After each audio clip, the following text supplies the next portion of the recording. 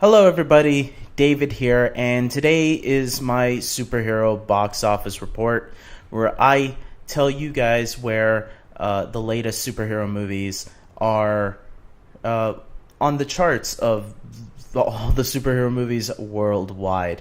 And let's get right down to this today. The only superhero movie that's making movements right now is Spider-Man Homecoming, which once again moved up quite a bit. Last week it was at 24 on the list of 120 superhero movies worldwide, with $633 million. This week it climbed up to number 21, climbed up 3 spaces, past Thor, The Dark World, and Man of Steel, making $670 million, right behind Doctor Strange. That's also part of the MCU, which came out last November, and closer to The Amazing Spider-Man 2. Not too close, but close. And some people will say now that most likely it's going to pass it, because I was listening to John Campea the other day. If you follow his movie vlog on his YouTube channel, John Campea, he actually mentioned that Spider-Man Homecoming hasn't been released in China yet, and China is where it's a big market for movies right now. Movies can make quite a lot in China, and China apparently is huge on Spider-Man and Iron Man. So having a movie with both of those characters there will probably be helping it move up a lot, maybe up to the $800 million range. It's very possible, or at least that's what John Campea's prediction is right now. And I'll trust him on this one. I think he's much smarter in the movie space than I am, so I will follow his opinion on this one. And I'm hoping for it too, because I think this is a much better Spider-Man than the Amazing Spider-Man movies and even the Tobey Maguire films. And I don't think it will pass the other two Spider-Man movies, where Wonder Woman is right between right now. Literally, Wonder Woman's doing really well too. But instead of looking where Wonder Woman is, since it didn't move from last week, we're going to take a look at comparing all the superhero movies that came out this year, seeing where all of them rank amongst each other right now. As you can see, at number 7, Power Rangers, which came out in March, just finished its release in Japan recently, with $142 million. Obviously the lowest one on this list.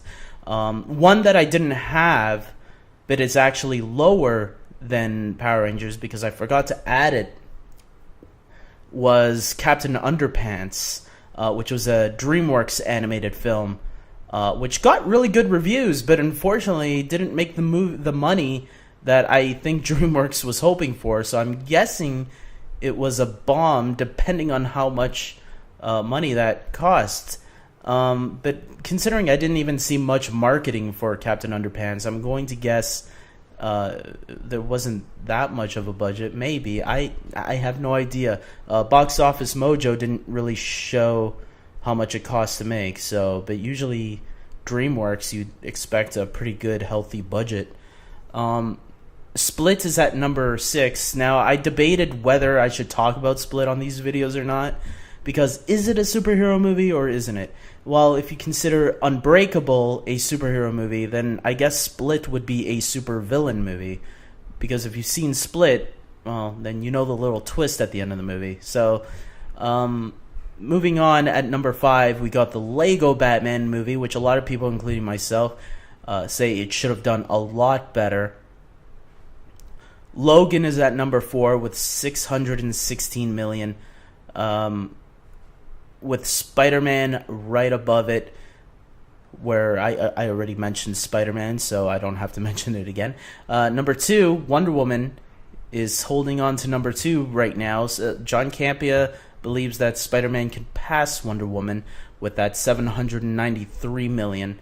And Guardians of the Galaxy right now is the number 1 superhero movie of the year with $861 million. So that's really cool. All of this makes me wonder where Thor Ragnarok and Justice League are going to end up on this list, whether either of them will make $1 billion or not. Thor Ragnarok looks really great to me. I did a review of the trailer, of the recent trailer from San Diego Comic-Con. Movie looks amazing. Justice League, I think, has potential to make $1 billion, but just like Batman v Superman, right now I don't know if it's going to make $1 billion, because if Batman v Superman couldn't, which those trailers looked amazing, but the movie made short of it. It made around $800 million. How is Justice League going to fare? Because you would have thought that Batman v Superman was $1 billion hit right away, just with the 2 most iconic superheroes ever, and it wasn't. And instead, Captain America: Civil War was. So, all these superhero movies are still doing really well, with the exception of Power Rangers and Captain Underpants. Power Rangers, I wish, had done a little bit better.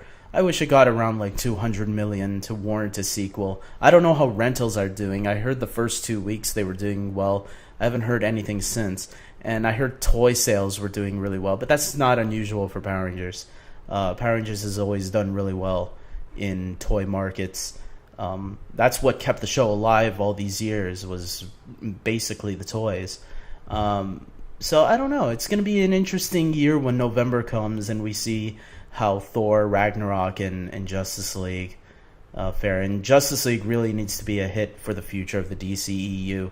So things are looking good. I'm wrapping this up here, guys. Tell me your thoughts. Tell me your predictions. Tell me whatever you think about these superhero box office reports. Be honest. I don't mind criticism. I can take it. I love you guys. I think it's awesome when people give me constructive criticism, because I know I'm not perfect, but I'm doing this for fun either way. So comment, like, subscribe, all that stuff. And until next time, guys, take care.